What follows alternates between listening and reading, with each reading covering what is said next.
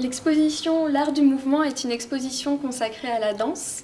Elle fait écho à l'exposition du Louvre Corps en mouvement. Elle a été conçue dans son prolongement et dans le prolongement du thème justement de la danse qui est un des thèmes de l'exposition Corps en mouvement.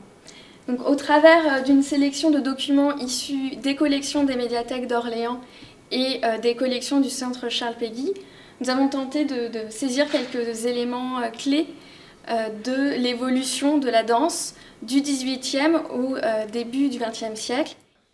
La première vitrine présente des documents relatifs à des aspects plus techniques, à la fois des traités d'anatomie, comme cet article en fait, de Jacques Bénigne-Winslow, qui était à l'Académie des sciences de Paris, où on observe le mouvement des épaules, et ce traité de Raoul Richer, un traité d'anatomie qui était étudié par les étudiants en art, et d'où le nom de Nouvelle anatomie artistique.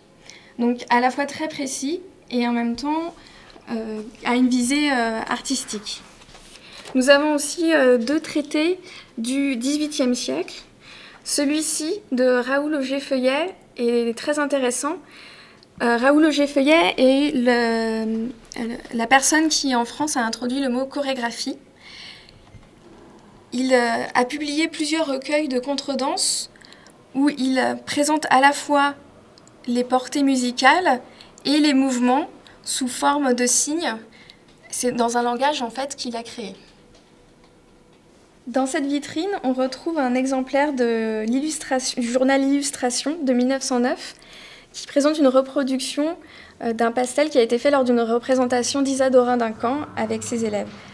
Isadora Duncan a révolutionné l'art de la danse au début du XXe siècle.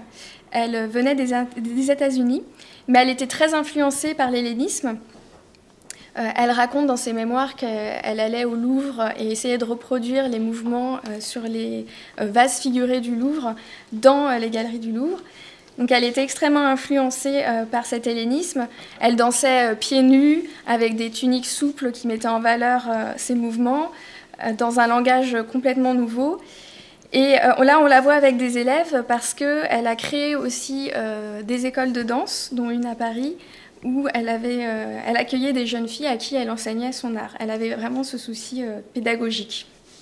Ici, nous avons un numéro de la revue Théâtre avec une représentation de Loie Fuller, intitulée « La Loie Fuller ». Loie Fuller a peut-être été un peu oubliée aujourd'hui, mais c'était vraiment une énorme vedette au début du XXe siècle. Elle se produisait, elle utilisait beaucoup les jeux de projecteurs, et également des costumes faits sur mesure pour elle. Et ici, c'est un costume de papillon. Donc ces danses mettaient en valeur le mouvement. Donc, cette vitrine est consacrée au ballet russe. Donc, en fait, nous avons toute une série des programmes des ballets russes depuis 1911 jusqu'en 1934. La vedette des ballets russes, notamment, était Nijinsky, le danseur Vaslav Nijinsky, qu'on voit ici en costume de Narcisse.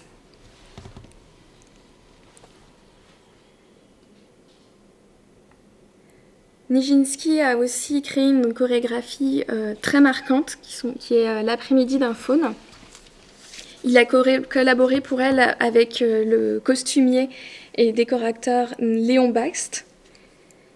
Là aussi, il s'est vraiment inspiré de l'Antiquité et notamment des poteries qu'il voyait au Louvre, donc comme une de celles qu'on pourrait voir ici reproduite par Maurice Emmanuel, qui étudiait lui aussi la danse grecque antique d'après les monuments figurés.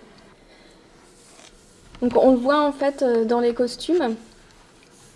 Il y a une volonté donc, dans le costume de faune, puisque Nijinsky, dans l'après-midi d'un faune, incarne un faune amoureux d'une nymphe. Et même dans la gestuelle, puisqu'il se déplace entièrement de biais, on retrouve ce langage des vases figurés antiques. Les programmes des ballets russes qui sont dans la vitrine inférieure sont plus récents. En fait, les ballets russes sont devenus une marque, mais à l'époque, en 1939, 1934, ce n'est plus Diaghilev qui est le chef de troupe. Mais il continue quand même de se produire avec d'autres danseurs et d'autres chorégraphes partout dans le monde sous ce nom. Ballet russe et ballet russe de Monte-Carlo. Ce programme est illustré par Matisse, qui a collaboré à plusieurs ballets, puisqu'en fait, Matisse et Picasso étaient tous les deux impliqués dans les ballets russes.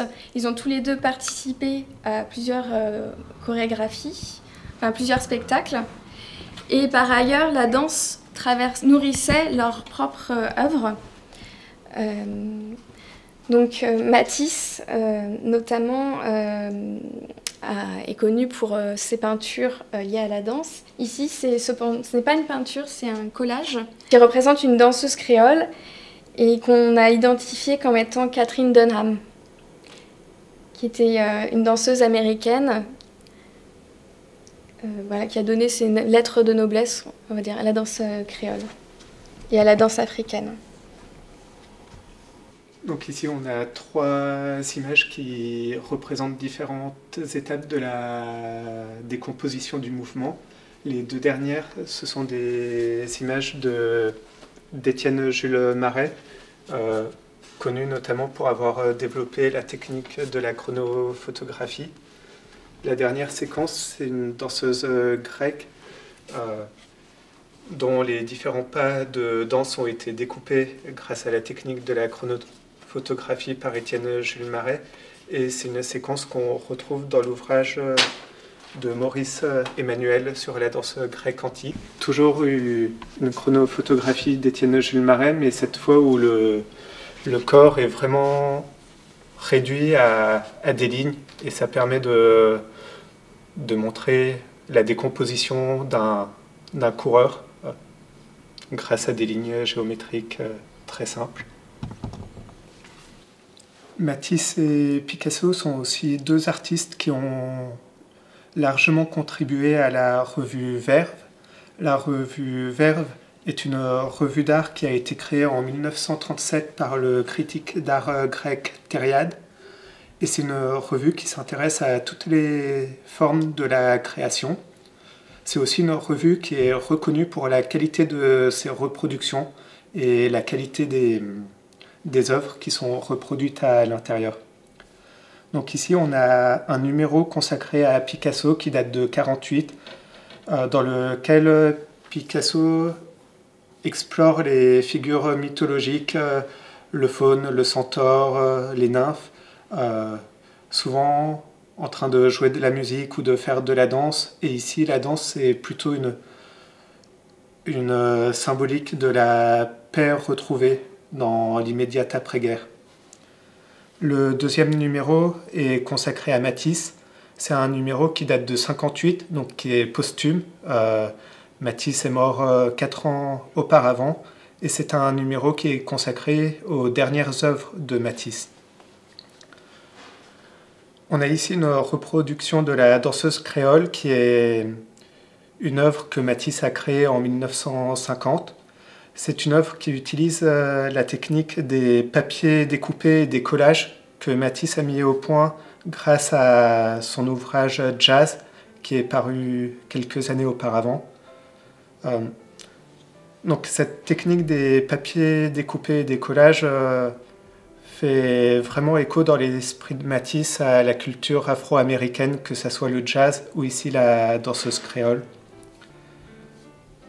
Plusieurs années plus tard, c'est Aragon qui nous informe que cette danseuse créole est en fait Katherine Dunham, donc une chorégraphe afro-américaine qui s'est largement inspirée des danses traditionnelles, à la fois africaines et caribéennes, pour renouveler la danse de l'époque. Donc on a, avec Katherine Dunham, on a un petit peu un écho à Isadora Duncan qui renouvelle la danse de l'époque grâce à l'influence grecque. Sauf qu'ici, c'est la danse traditionnelle africaine qui lui permet de renouveler les gestes et la chorégraphie.